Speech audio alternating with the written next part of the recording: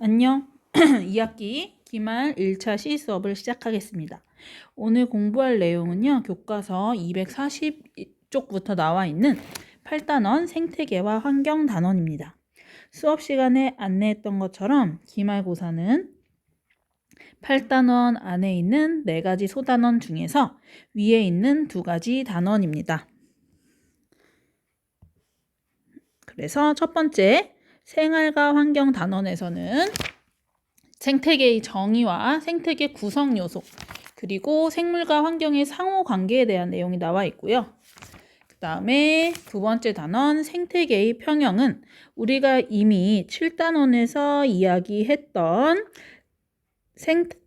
생물 다양성, 특히 종다양성과 관련되어서 생태계 평형의 유지와 관련된 내용이 주요 내용입니다.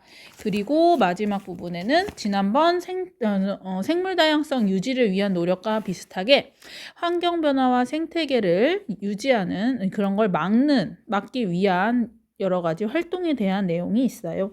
전체적으로 이 2단원은 그렇게 난이도가 높지 않은 단원이라고 볼 수가 있고, 뒤에 있는 3, 4단원은 지구과학 선생님과 함께 공부할 예정입니다. 이 앞쪽에 있는 것만 저희 생물 시간에 공부를 하도록 하죠. 자, 그러면 이제 교과서 242쪽을 펴놓고 공부를 하시면 되는데요. 첫 번째 242쪽에 나와 있는 큰 2가지 내용이에요. 그래서 생태계라는 거 정의 가장 중요하고요. 이 생태계라는 게 정의가 뭐냐면 먼저 좀 러프하게 얘기를 하고 가면 결국 비생물적 요인과 생물적 요인을 합한 우리 주변에 있는 모든 요인들, 그리고 이 요인들 사이의 상호작용을 생태계라고 하는 거예요. 그래서 이렇게 생물과 비생물, 즉 달리 말하면 생물과 환경이 서로 떨어져 있는 게 아니라 서로 밀접한 영향을 주고 있는 그 체계를 생태계라고 하는 거고요. 그 안에서 어떤 밀접한 관계를 맺느냐, 상호관계까지 보도록 하겠습니다. 교과서 맨 처음에 244쪽에 보시면 뭐가 나와 있냐면, 이건 넘어가고요. 244쪽에 이런 글이 있어요. 한번 읽어볼게요, 선생님이. 원시림은 좋은 토양을 가지고 있다. 쓰러진 나무, 부러진 가지, 오랫동안 쌓인 낙엽과 열매가 썩고 분해되어 검은 숲의 비옥한 토양이 된다. 그리고 중간 생략하고요. 곡식과 과일, 와인이 지금 토양으로부터 왔나 봐. 토양에 잠들어 있다. 이런 식으로 문학적으로 아름답게 표현을 해놨어요. 근데 이제 간단히 이제 이과적으로 말하면 뭐야? 나무와 흙의 상관관계를 말하고 있죠. 나무가 흙을 비옥하게 만들어주고 흙은 나무가 자라도록 도와주고, 그치? 그래서 이런 식으로 그냥 한 방향이 아니라 기브 앤 테이크예요. 한쪽이 한쪽에게 다른 걸 주고 또 다른 쪽은 다른 걸 주고 있는 서로의 상호관계에 대한 내용입니다. 이 아름다운 문학적 표현에 약간 반하셨다면 요 지금 원시림에 대한 그리고 토양과 흙과 나무에 대한 내용을 문학적으로 표현한 작품이 바로 뭐냐면 헤르만 헤세의 잠 못 이루는 밤에 나오는 내용이에요. 혹시 문학 소설에 관심이 있으신 분들은 한번 읽어보셔도 좋을 것 같아. 근데 여기서 말하고자 하는 건 뭐냐면 이제 흙이랑 나무와, 그치? 흙과 이 단풍나무, 나무와의 상호 관계라는 거죠. 그래서 결국 생물과 환경은 서로 어떤 영향을 주고받을까라는 질문에 대한 답으로 서로 긴밀한 연결이 되어 있더라. 생물과 환경은 독립적일 수가 없다. 특히 우리 생물은 어디에? 환경에서 살고 있는 거기 때문에 환경이 파괴된다면 우리도 더 이상 살 수 없는 그런 일이 나타나게 되겠죠. 그만큼 그래서 우리는 생태계의 비생물적인 요소인 환경을 보호하는데 애써야 한다는 걸 보여주는 거라고 볼 수 있습니다. 자, 그럼 본격적으로 들어가 보겠습니다. 첫 번째, 생태계 정의. 다시 한번 정리하고 가죠. 교과서 244쪽에 나와 있는 정의 한번 볼게요. 생태계란 생물과 환경이 서로 영향을 주고받으며 이룬 하나의 커다란 시스템, 체계를 말해요. 즉, 2가지가 구성을 합니다. 생물과 환경이 갖는 하나의 커다란 체계를 생태계라고 하고요.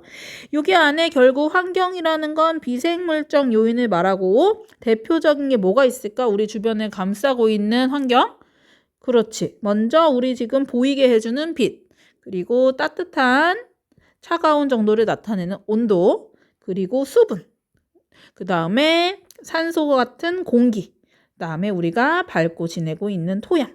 이게 대표적인 5가지의 환경적 요인이라고 보실 수가 있고요. 생물적 요인들은 좀 정리를 앞단원과 연결지어서 해보면 생물적 요인은 한번 나눠볼게요. 분류 체계로 나눠보면 맨 처음에 우리 생물이라는 건 개체 수준이라고 했었어. 그쵸? 근데 개체들이 모이면 뭐가 됐어요? 개체군이라는 게 됐었고, 이제 개체군이 모이면 군집이 돼요. 그 다음에 군집이 모여가지고 커다란 생물 전체, 생태계를 이룰 수가 있습니다. 이 개체는 이제 하나하나의 생명체를 말한다고 했잖아요. 개체군은 뭐야? 같은 종류들이 모여 있으면 개체군이에요. 그런데 사람 개체군도 있고 또 다른 개미 개체군도 또 있겠죠. 그런 식으로 여러 개체군이 다 모이면 군집. 그다음에 군집이 싹 모이면 생태계. 지난 단원에서는 생태계라는 게 생태계 다양성이라는 건 환경만 말했다면 이 생태계라고 정의를 한다면 요거는 환경 플러스 생물 전체라고 보시면 된다는 거. 그리고 개체까지 올 때까지 과정이 어떻게 됐었냐면 세포가 일단 생명체의 기본 단위였고요. 세포가 비슷한 기능하는 세포들의 모임인 조직이 되고 조직들이 여러 개 모여서 기관이 완성되고 기관들이 모이면 개체가 된다고 했었어요. 그러니까 전체적인 생물적 요인에 이제 종류별로 이제 크기별로 좀 더 큰 수준으로 나아가 보면 가장 작은 세포부터 가장 큰 생태계까지 연결된다라고 볼 수가 있겠습니다. 되시겠어요? 세포부터 시작을 해서 결국 생태계까지 오는 과정, 그 중간에 하나의 완성된 생물체 하나를 개체라고 한다. 그쵸? 이런 거를 우리가 지금까지 배운 내용으로 정리를 좀 해봤고 비생물적 요인은 이 정도가 있겠구나라고 정리를 해봤습니다. 자, 그럼 좀 더 깔끔하게 정리된 걸로 보여드리면 네, 비생물적 환경 요인으로 빛, 온도, 물, 공기, 토양. 결국 환경이란 소리고 생물적 요인은 그림으로 바로 보죠. 그림으로 표현을 해보면 자, 보자. 첫 번째로 여기에 있는 토끼 풀 하나만 말하고 싶어. 토끼 한 마리만 말하고 싶어. 멧돼지 하나만 말하고 싶어. 그러면 뭐라고 한다고? 개체라고 합니다. 요 중에 하나만 말하면 개체예요. 그쵸? 그 다음에 토끼풀 집단을 말하고 싶어요. 한 종으로 되어 있는 거지. 그러니까 개체군은 결국 하나의 종류로 한 종으로 모여져 있는 모임이라고 보시면 돼요. 여기에 뭐가 있겠어? 이 안에 변이가 존재를 하겠죠. 실단원과 연관을 지으면. 그리고 여기는 멧돼지들 해서 멧돼지 개체군, 토끼 개체군 이런 식으로 있고 근데 얘네들이 결국 한 동네에 같이 살고 있단 말이야. 그럼 우리가 얘네들을 다 합쳐서 이 마을을 다 말하고 싶어. 이 숲을 다 말하고 싶어. 그러면 여러 개체군들이 모여가지고 뭐가 되냐면 군집이라는 걸 이제 이루게 된다는 거죠. 그리고 군집들이 지구에 많을 거 아니에요. 이 군집, 저 군집, A 군집, B 군집, C 군집 뭐 다 했을 거 아니야. 그런 지구 전체에 있는 생물 군집을 다 말하고 싶으면 그게 생태계가 된다는 거죠. 그래서 같은 종의 개체들이 모여 개체군이 되고 개체군이 모여서 군집이 되고 군집이 모여서 생태계가 되고 점점 커지는 상관관계 아실 수 있겠죠. 요거는 이제 생물의 종으로 나누어 본 이제 올라가는 단계라면 다른 방법으로도 생태계를 정리해 볼 수가 있어요. 그래서 그 전에 좀 전에 했던 거 마무리 해놓고 그 다음 나누는 기준 가보겠습니다. 그래서 개체는 하나의 생명체, 개체군은 같은 종끼리의 모임, 군집은 일정 지역의 모든 개체군을 모아서 이렇게 모아봤습니다. 그럼 만약에 난 더 필기하고 싶어. 군집이 모여서 뭐라고? 생태계 전체가 되겠죠. 요거는 이제 얘네들이 어느 몇 종으로 되어 있느냐. 생물의 종이라던가 크기에 따른 분류라고 보겠죠. 분류를 이제 해본 거고. 다른 방법으로도 생물의 구성을 나눠볼 수가 있는데요. 이때는 이제 하나의 군집을 좀 살펴보면서 어떤 생태계를 살펴보면서 한번 볼게요. 그림은 어떤 생태계를 나타낸 것이다. 그러면서 여러 가지를 다 표현을 해놨어요. 생태계다 보니까 생물과 환경이 다 포함된 개념이다. 그래서 보니까 뭐 있나 보자. 지금 뭐 있나 봤더니 독수리, 공기, 햇빛, 버드나무, 버섯, 나비, 물, 토양, 토끼, 세균, 개구리, 가재, 검정말, 식물성 플랑크톤. 요만큼의 토끼, 뭐 이런 애들이 이제 존재를 하죠. 그럼 우리가 가장 먼저 여기서 분류해 볼 수 있고 나눠 볼 수 있는 건 뭐냐면 이 생태계에서 비생물적 요인은 뭘까요? 입니다. 비생물적 요인은 다음 중 뭐가 있나요? 이렇게 물어봤어. 그럼 니네 고를 수 있겠죠. 바로 뭐예요? 빛이야, 공기요, 그 다음에 물이요, 그치? 그 다음 또 뭐가 있겠니? 안 보이지만 여기 또 토양이요, 이거 할 수 있겠죠. 써있진 않지만 이 중에 이제 골라내자면 햇빛, 공기는 딱 나와 있는 거. 여기 물도 있네요. 물, 그 다음에 토양, 여기 있었네. 이렇게 네 가지가 바로 환경적 요인이라고 볼 수가 있을 거야. 이거 1번에서 비생물적 물어봤으니까 너무나 쉽게 정리가 되실 거예요. 그럼 요거 외에 이걸 뺀 나머지는 생물적 요인인데 좀 전에 배운 걸로 치면 얘네는 전부 다 하나만 통칭하고 있으니까 다 개체란 말이에요. 근데 이 개체를 한번 나눠보려고 해요. 근데 뭘 기준으로 잡을 거냐면 여기서 기준이 중요해. 얘네들의 종으로 나누는 게 아니라 얘네들이 영양분을 얻는 방식으로 나눠보려고요. 그럼 영양분 얻는 방식이라는 게 뭐냐? 3가지 정도가 있어요. 그래서 첫 번째, 우리 같은 스타일. 여러분 어떤 스타일로 영양분을 얻어요? 그렇지. 저는 지금 5교시에 이거 수업 찍고 있는데 우리 날마다 식사하는 그런 스타일로 얻는 그런 동물들이, 그런 생물들이 있고요. 그 다음 주변에 직접 만들어서 먹는 스타일이 있어요. 직접 생산을 합니다. 영양분을 직접 생산을 해. 이거는 다른 걸 먹음으로써 이제 얻는 거고, 요거는 직접 자기 양분 만드는 그런 생물이 있고, 마지막으로 우리처럼 맛있는 식사를 하는 게 아니라 사체나 배설물 같은 걸 분해하면서 양분 얻는 애들이 있단 말이에요. 이렇게 총 3가지 스타일로 영양 방식을 나눌 수가 있어요. 먼저 우리처럼 남을 잡아먹는 걸 우리가 뭐라고 하냐면 소비자라고 해요. 대표적인 게 바로 뭔가요? 그렇지. 동물이에요. 우리처럼. 그럼 반대로 직접 식사하지 않고 알아서 먹고 사는 애들 운동장 밖에 많이 서 있죠. 산에 많이 있죠. 바로 식물들. 얘네들 뭐 하는데? 광합성하지. 그렇지. 그렇게 직접 양분을 만든다라고 해서 생산자라고 해요. 양분 생산. 마지막으로 죽은 사체나 배설물을 분해해서 걔네들이 썩어가는 과정에서 뭔가 얻는 친구들. 니네 곰팡이. 음식에 막 피죠? 걔네들은 그걸 통해 얻는단 말이야. 그렇게 뭔가를 분해해가지고 썩게 하면서 양분을 얻는 스타일 분해자.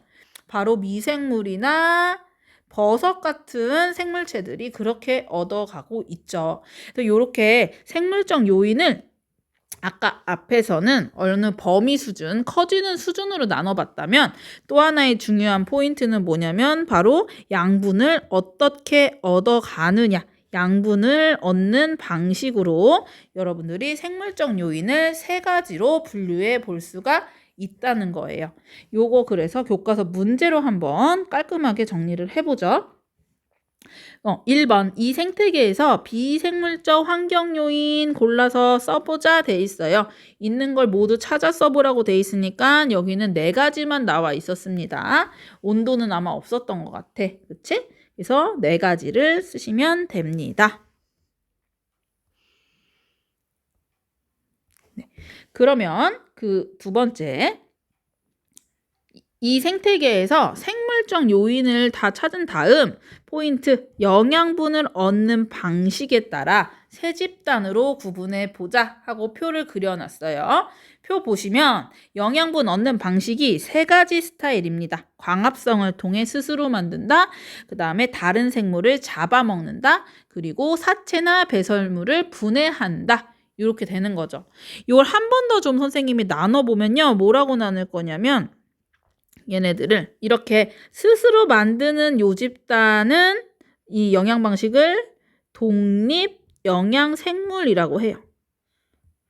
자기가 알아서 한다고, 독립적이라고. 그런데 요거 스스로 못하죠, 두 가지는. 얘네는 그럼 뭐라고 부를까? 남한테 얽매여 있어. 걔네를 먹어야 되고 분해야 되니까 종속 영양 생물인 거야. 혹시 기억나요? 7단원에서 최초의 생물은 어땠을 것이다 기억나요? 영양분을 스스로 만들었을 거래, 남을 먹었을 거래? 처음엔? 그렇지. 단순했다고 했잖아. 기억나? 그래서 처음에는 아마도 다른 걸 잡아먹어서 다른 걸 분해해서 얻었을 것이다. 이렇게 보고 있어요. 그리고 한 가지 또 하나 뭐 그때 했던 거 기억해 보시면 처음에 산소가 있었어, 없었어? 없었죠. 그래서 그때는 산소를 안 쓰는 생물체만 살아갈 수 있었을 거란 말이에요. 그래서 그때 이렇게 혐기성 종속영양 생물이 최초의 생명체의 영양 방식이었을 것이다 했는데 기억 벌써 잊었니? 네, 뭐 이런 내용 있었어요. 잠깐 해봤고, 자 다시 돌아와서 여기서 이제 광합성을 통해 스스로 만든다. 요거 세 글자로 뭐라고 부른다고? 생산자, 그쵸? 그다음에 종속영양 생물 중에 우리처럼 다른 생물 그냥 먹는, 잡아먹는 스타일 소비자. 근데 보통 그래서 소비자는 뭐가 있냐면 바로 생산자를 잡아먹는 소비자가 있고 소비자를 잡아먹는 소비자가 있단 말이에요. 그래서 생산자를 바로 먹는 초식동물 1차 소비자, 1차 소비자를 먹으면 2차 소비자 육식동물, 2차 소비자 먹으면 3차 소비자 뭐 이런 식으로 계속 이제 올라가게 되는 거죠. 자, 그리고 마지막 사체나 배설물을 분해함으로써 양분을 얻는 생물체를 우리가 분해자라고 하는 거. 그래서 여기 큰 틀로는 독립과 종속으로 나뉘고 그쵸? 그리고 종속 안에는 다시 한번 소비자와 분해자가 있고 독립은 생산자만 있고 식물이라는 거. 자, 그러면 그림에서 해당하는 거 찾아서 적어 볼까요? 먼저 생산자는 뭐가 있을까? 식물은. 식물 뭐 보여요? 버드나무 보이세요? 버드나무 또 뭐 있니? 그 다음에 검정말. 이제 말인 줄 알면 안 돼요. 보세요. 식물이잖아. 검정말. 그리고 하나 더. 식물성 플랑크톤. 플랑크톤은 작은 원생생물 말이에요. 단세포 생물인데 식물성이라는 말이 왜 들어가 있냐면 얘네들이 뭘 가지고 있어? 엽록체를 가지고 있어서 광합성을 한다는 거지. 자, 그 다음 만약에 동물성 플랑크톤 여기 보기에 있으면 걔는 뭐겠어? 그렇지. 바로 소비자가 될 거예요. 다른 생물을 잡아먹는다. 독수리, 나비, 개구리, 가재, 토끼. 되세요? 이 중에 토끼 같은 경우는 지금 초식이고, 그치? 나비 같은 애들 초식이겠네. 그쵸? 사체나 배설물을 분해한다. 버섯이나 세균, 곰팡이 같은 애들. 이제 사체나 배설물로부터 양분을 얻게 되죠. 여기까지 아주 나름 좀 되게 쉽죠?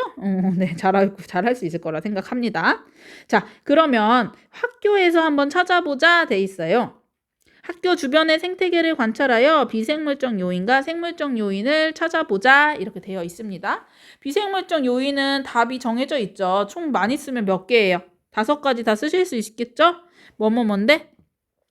뭐라고? 물이랑 공기랑 또 물이랑 공기랑 벌써 까먹었니? 토양이랑 선생님 까먹었니? 그 다음에 빛, 그치? 빛 중요하죠? 빛이랑 하나 뭐야? 공기, 물, 온도. 그치.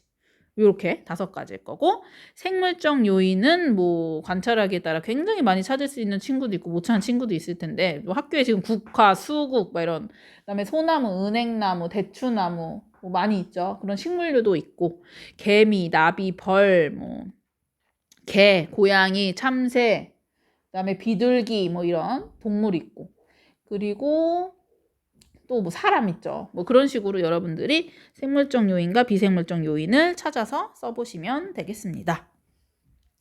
근데 이거 왜 나누고 있을까? 결국 뭘 하고 싶은 걸까? 비생물적 요인이랑 생물적 요인이 있는데 얘네들이 서로 영향을 주고받는다. 아까 문학작품에 나왔던 것처럼 이렇게 비생물적 요인은 생물들이 살 수 있는 터전을 제공하고 있고요. 그리고 얘네가 있어야 그 안에서 우리가 살아가는 거니까 생태계 유지에 굉장히 중요한 역할을 하고 있습니다. 즉 비생물적 요인이 없으면 살 수 없다라고 표현할 수 있는 거죠. 그리고 생물적 요인들은 뭐 하냐면 좀 전에 3가지로 나뉜댔어. 생산자, 소비자, 분해자로서 각자의 생태계에서의 역할이 이제 있는 거예요. 그래서 생산자 같은 경우에는 스스로 양분을 만드는데 양분을 만드는 방법이 뭐냐면 광합성을 통해서 만들죠. 광합성은 얘들아 어디서 일어나? 식물의 엽록체라는 세포 소기관에서 빛에너지를 포도당인 화학 에너지로 전환을 해주게 되죠. 그래서 이렇게 에너지를 통해 뭘 만들어? 유기물이라는 걸 직접 만들어요. 그 다음에 소비자는 이 만들어진 유기물을 이제 잡아먹음으로써 얻죠. 그리고 분해자는 생산자와 소비자가 죽으면 이제 그 사체나 배설물을 분해해서 다시 환경으로 되돌려주는 그런 역할을 하고요.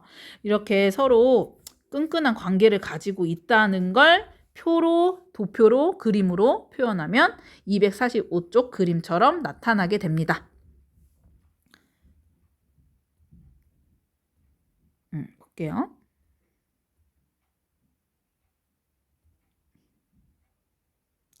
그래서 좀 전에 말한 것들을 좀 더 깔끔하게 정리해 놓은 게 일단 글씨고요. 생산자는 빛에너지를 유기물로, 근데 유기물은 무슨 에너지야?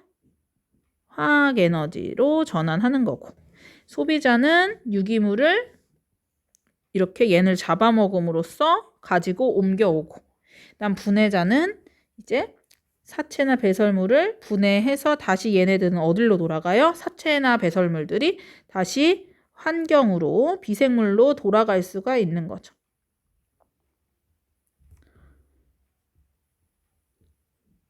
이해되세요? 그래서 얘네가 가진 것들이 돌아가고 요걸 그림으로 표현하면 이렇게 아름다운 그림으로 깔끔하게 그려집니다.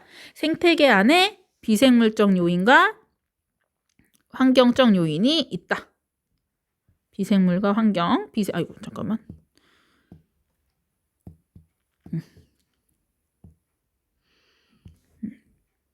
비생물적 요인이랑 생물적 요인 두 가지로 나눠서 생태계가 두 가지 요인으로 되어 있고, 그리고 생물적 요인 안에서 생산자와 소비자와 분해자가 각각의 역할을 하고 있다. 뭔 일 한다고? 또 금세 까먹었니? 안 돼. 제발 잊지 마. 정리해보자. 생산자는 뭐 한다고요? 빛에너지를 화학 에너지, 즉 유기물, 포도당이죠? 그래서 영양분을 생산하고, 얘가 생산하면 뭐해? 얘가 얘를 잡아먹어. 그렇지? 피식포식 하면서 뜯어먹죠. 풀떼기를 뜯어먹으면 소비자는 생산자로부터 양분을 섭취하고, 그러다가 얘가 죽고 얘도 죽으면 분해자가 사체나 얘네들이 싼 똥을 이제 분해해가지고 여기서 양분을 섭취하면서 동시에 얘네들이 이제 썩게 되죠. 그 다음에 양분을 다시 자연으로 돌려주고. 그쵸? 그러니까 이런 것도 다 상호작용이에요. 얘네가 죽으면 얘가 처리하고, 얘가 죽으면 얘를 처리하고, 얘가 얘를 먹히고. 이거 다 상호작용이라고. 자, 그러면 비생물적 요인이랑 생물적 요인도 뭐하냐? 상호작용을 한다고. 포인트. 비생물적 요인이 생물한테 영향을 줘요. 그래서 추우면 옷을 껴입는다거나, 물이 뭐 떨어지면은 안 되고, 그다음에 뭐 산소 덕분에 우리가 호흡을 하고, 비옥한 토양에서 생물체가 식물이 잘 자라고, 이렇게 환경이 생물한테 영향을 주는데요. 이 빨간 화살표. 이걸 우리가 뭐라고 부르냐면 작용이라고 부르는 거예요. 다시요. 비생물적 요인이 생물적 요인한테 영향을 미칩니다. 작용. 그럼 우리는 늘 당하고 얘네가 작용하는 걸 받기만 하냐? 그게 아니라 우리가 어떤 작용을 작용을 받으면 그와 반대로 우리도 얘네들한테 영향을 미치기도 합니다. 대표적인 게 뭐냐? 오염. 더럽히죠? 이런 대표적인 생물이 환경한테 주는 걸 우리는 반작용이라고 해요. 물리에만 작용 반작용의 법칙이 있는 게 아니라 생태계에서도 환경이 우리한테 영향을 주면 작용이라고 하고, 우리가 환경한테 영향을 주면 반작용이라고 하는 거예요. 그래서 작용 반작용이 이렇게 일어나게 된다. 이 그림 이해하시는 거 굉장히 중요하겠죠. 그러면 작용부터 뭐가 있나 좀 볼까요? 볼까요? 했는데 문제 풀고 볼게요. 네. 스스로 확인하기 1번. 생물과 환경은 서로 영향을 주고받으며 하나의 커다란 체계 이루는, 이거 뭐라고요? 너무 쉽잖아. 생태계. 자, 2번. 생태계를 구성하는 비생물적 요인 몇 개? 5개 중 2개만 써보래. 중 2개. 너무 쉬운데 이거 못하면 안 된다. 3번. 질문. 생태계에서 분해자가 사라지면 어떻게 될까? 물어봤거든? 분해자가 뭐 그렇게 중요한데? 우리가 만들어낸 배설물이랑 사체 분해해서 영양분 얻는다 했잖아. 그리고 다시 양분 환경으로 돌려준다고 했잖아요. 그러니까 얘네들이 없으면 뭔 일 생기냐면 짜잔. 바로 분해자가 사체나 배설물을 분해해주지 않으면 우리나라에 다 똥이 쌓이겠죠. 네. 그래서 생태계가 사체나 배설물로 가득 차고 양분 순환 안 된다. 그래서 결국 다 파괴된다는 거죠. 그러니까 생물적 요인 중에도 중요하지 않은 거 하나도 없다. 곰팡이도 다 소중한 생명이다. 이렇게 아시면 되겠습니다. 자, 우리 한 장 다 했다. 이제 한 장 남았어요. 네. 두 번째, 좀 전에 마지막에 있던 표를 중심으로 생물과 환경의 상호 관계를 좀 더 자세히 살펴보는 게 주요 내용이에요. 그래서 비생물적 요인이 비생물적 요인이 생물에게 주는 거 뭐라 부른다고요? 작용. 그다음에 생물이 반대로 환경한테 미치는 거 뭐라고 한다고요? 반작용. 그러면 우리는 뭘 알아야 될까? 작용의 예시, 반작용의 예시. 이게 작용이니? 이게 반작용이니? 그리고 비생물적 환경 요인이 여러 종류라고 했잖아요. 그러면 이 여러 가지 비생물적 환경 요인이 5가지 중에 토양, 온도, 물, 공기, 빛 중에 어떤 작용일까까지 연결시킬 줄 알면 되겠어요. 자, 그래서 그걸 구분해내서 여러분들이 상호관계를 골라낼 수 있으면 되겠습니다. 볼게. 생태계를 구성하는 생물과 환경은 영향을 주고받는다. 계속 얘기하고 있는 부분이고요. 어떻게 주고받는데 대체 한번 보시죠. 환경에 의해서 생물의 생활 방식, 얘네가 어떻게 살아가고 대표적인 게 겨울잠을 잔다거나 그렇죠? 겨울잠 자는 생물이 이제 있단 말이에요. 아니면 뭐 예를 들면 다른 파리지옥 같은 애들 다른 생물을 잡아먹고 산단 말이에요. 식물인데 신기하게. 그리고 선인장은 막 가시가 있단 말이에요. 다른 애들은 잎이 있는데 뭐 이런 식으로 생활 방식이라던가 번식 방법 어떤 애들은 봄에만 막 짝짓기를 많이 해서 많이 나요. 그 다음에 어떤 꽃은 가을에 펴요. 뭐 이런 식으로 계절에 따라 번식이 다른 동물들이 있어요. 우린 아니지만 다양하게 많이 낳죠. 그리고 어디에 생물이 살게 되느냐. 누구는 사막에 살고 누구는 뭐 북극에 살고 뭐 이런 식으로 환경 때문에 이런 다양한 영향을 받게 된다는 거죠. 그게 다 작용이에요. 작용의 구체적인 사례. 그리고 이렇게 비생물적 요인에 의해서 살에 들어가기 전에 이런 걸 적응이라고 하고 적응을 오래 하다 보면 뭐까지 일어나? 진화까지도 일어날 수 있다는 거. 그래서 우리가 1학기에 생명 시스템의 특성 공부했었잖아. 그 중에서 대표적인 종류지를 위한 특성이 뭐였냐면 적응과 진화라는 게 있었어요. 그게 바로 환경에 적응을 한다. 환경에 적응한다는 게 뭔 소리야? 환경에 영향을 받는다 소리죠. 환경에 뭘 영향을 받아? 생활 방식, 번식 방법, 분포 영향 받는다 소리예요. 짠! 그래서 이제 샘플을 보죠. 나는 개구리. 추운 겨울에는 땅속에서 겨울잠을 자. 했어요. 왜 잘까? 얘가. 추운 겨울에 아무 때나 자는 게 아니라 추운 겨울에 겨울잠을 잡니다. 추울 땐 뭐가 문제냐면 먹을 게 없어. 그리고 추워. 그래서 자기 몸을 따뜻하게 하고 미리 다 먹은 다음에 최대한 먹지 않고 견디는 거거든? 즉, 춥다는 건 어떤 환경 요인과 관련이 깊을까요? 딩동댕, 바로 온도가 생물에 미치는 영향이라고 볼 수가 있는 거예요. 겨울에 추우면 얘네들이 이제 최대한 활동을 멈추고 그다음에 땅속에 들어가서 따뜻하게 지내는 거, 온도가 생물에 영향을 미치는 거라고 볼 수가 있겠죠. 이건 볼게요. 나는 사슴, 낮의 길이가 짧아지는 가을에 번식을 하지. 뭐 이렇게 써 있어요. 그래서 번식이 아까 영향 준다고 했는데 얘네들은 가을이 이제 대표적인 짝짓기 계절인가 봐.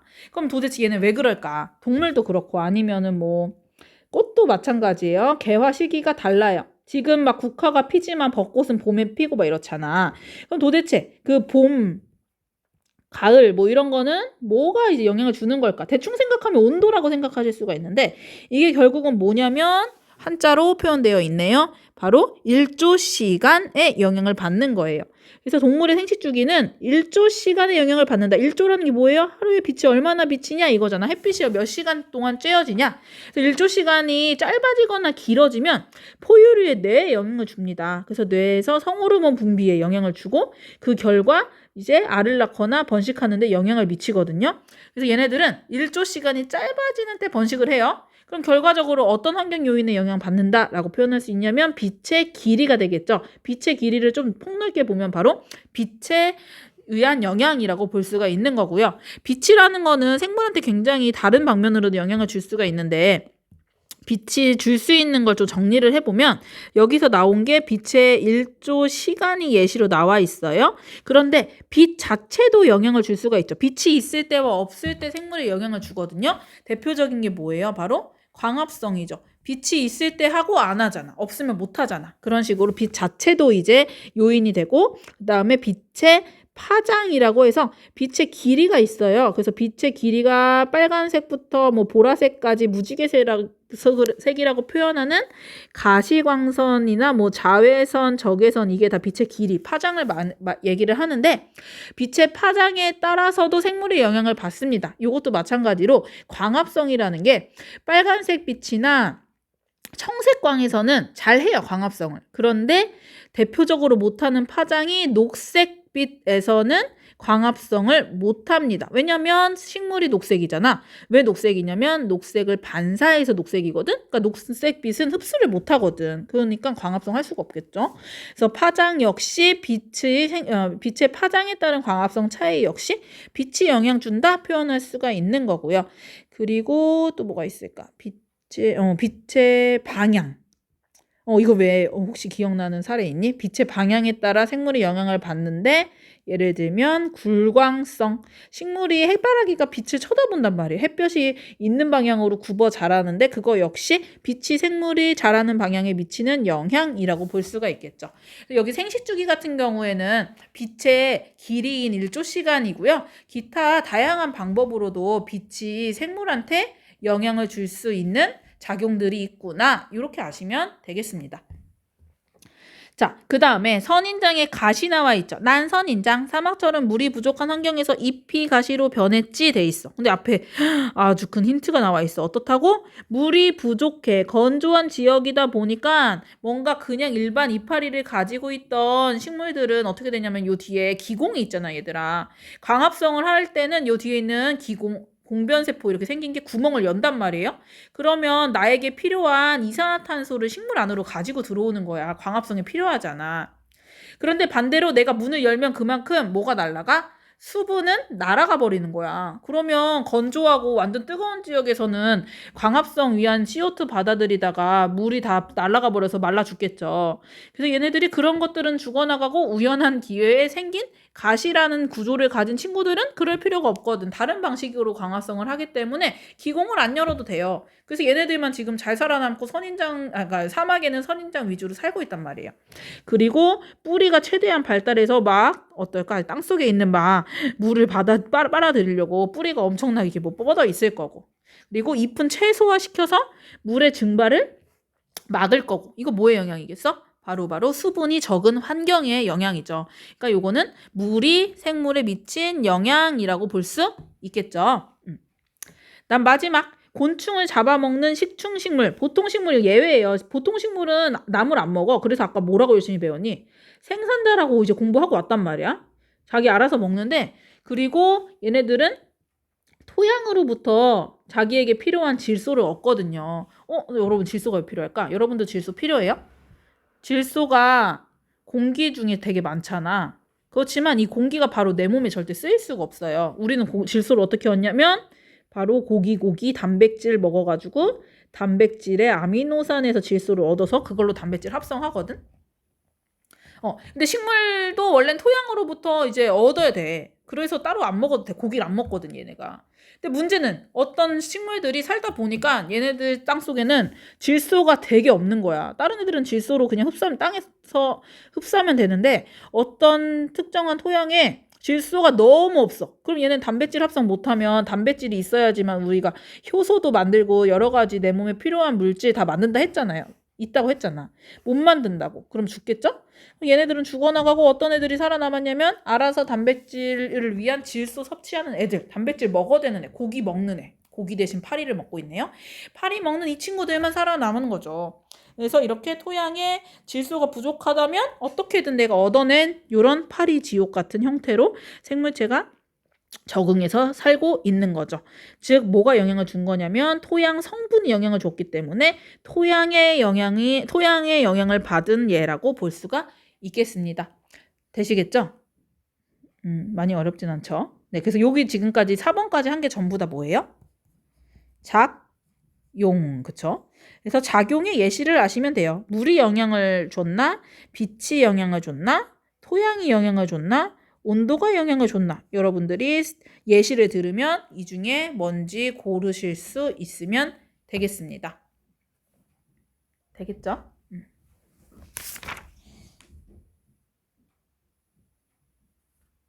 잠깐만, 근데 뭐가 하나 없니? 빛, 공기? 네. 공기 예시는 따로 없네요. 자, 그럼 한번 봐요. 일조량의 감소로 벼의 광합성량이 감소한다. 이건 뭐의 영향 같아? 일조량이 감소해서 벼의 광합성량이 감소한다. 일조가 뭐야? 빛의 양이죠. 그러니까 이것도 빛이죠? 되겠어요? 그 다음에 가을이 돼서 토끼가 털갈이를 해. 가을에 추워져서 두꺼운 옷 입을 거야. 요거 겨울잠이랑 비슷한 온도의 영향이라고 볼 수 있겠네. 그러면 질문. 개구리가 이거 예시 이미 나와 있었는데 겨울잠 자는 건 뭐가 가장 관련 깊을까? 물어봤어. 온도라고 아까 얘기했었죠. 그러면 반대로 비생물적 환경에 생물이 영향 주는 건 뭐라 부른다고요? 그렇지. 반작용엔 뭐가 있을까? 제일 쉬운 예시는 선생님이 뭐랬어? 아이고. 오염. 그쵸?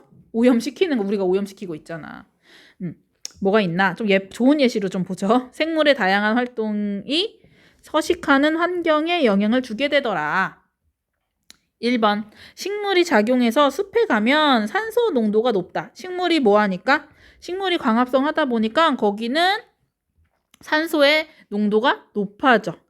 영향 좋네. 반작용인데 어떤 환경에 영향 준 거예요? 생물이? 그렇지. 공기라는 것에 영향을 준 예시라고 볼 수가 있겠네. 반작용의 예 중에 산소의 농도가 변했다. 이렇게 표현됐으니까 공기에 영향 줬다라고 볼 수 있겠죠.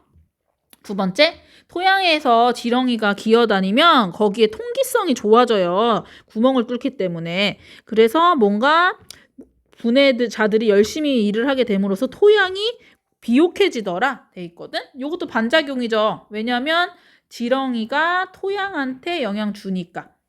그리고 반작용 예시 중에 토양 영향이라고 보실 수가 있겠습니다. 낙엽이 비슷하죠? 낙엽이라는 게 생물체고 토양이 비옥해진다니까 이것도 반작용의 예시이면서 토양 영향. 그치?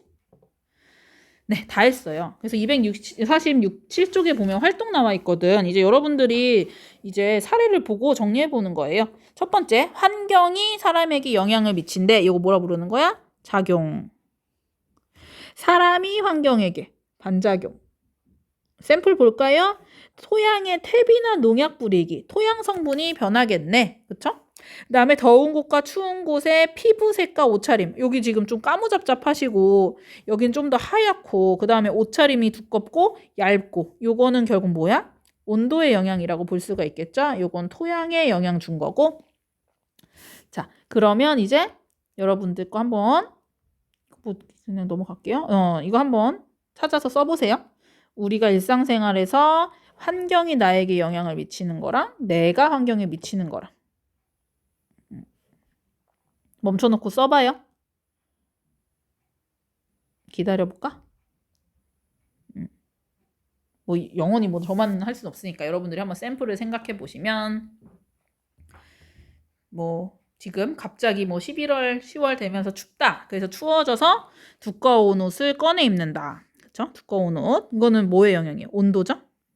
그다음에 밤이 되어 주변이 어두워지면 잠이 막 온다. 그럼 이거는 뭐예요? 밤? 빛이겠죠? 그리고 만약에 우리 뭐 뒷산 정도는 아니지만 높은 곳에 올라가면 산소 농도가 확 떨어져. 그럼 고산병에 뭐 걸리는 것처럼 숨이 가빠진다. 이런 것도 공기에 주는 영향, 공기에 의한 영향이라고 볼 수가 있겠네. 다 작용이고요. 내가 환경에 미치는 예를 들면 식물을 키우는데 뭐 그 식물 키우는 토양에다 물을 줘. 그럼 토양의 물의 양이 변하겠죠? 이거는 물의 영향이 아니라 토양에 준 영향이라고 볼 수 있는 거고요. 그다음에 내가 갇힌 어두운 공간에서 숨 계속 쉬면 이산화탄소가 증가하고 산소가 감소할 거 아니야. 이건 공기 변화겠죠? 그리고 지구온난화를 일으키는 활동을 해. 그럼 뭐에 영향 주는 거예요? 온도에 영향 준다고 볼 수 있겠죠. 이렇게 예시를 써보시면 되겠습니다. 결국 이제 마지막 포인트는 인류의 생존을 위해 생태계는 왜 보존돼야 되는가 되어 있는데요. 결국 환경이 없이는 생물이 살 수 있다 없다? 없다고. 우리의 터전이라고요. 사람도 결국 생태계 구성 요소기 때문에 주변 환경으로부터 긍정적인 영향을 받으며 살아가요. 따라서 생태계가 파괴되면 우리도 생존의 위기가 올 수 있다. 따라서 지속적으로 보호해줘야 된다. 보존해야 된다. 이런 얘기가 되겠죠. 그래서 건강한 생태계를 유지하려면 생태계의 구성 요소인 생물과 환경 모두가 보존이 돼야 된다라고 마무리 질 수가 있고 약간 도덕적인 내용이라고 볼 수 있겠습니다.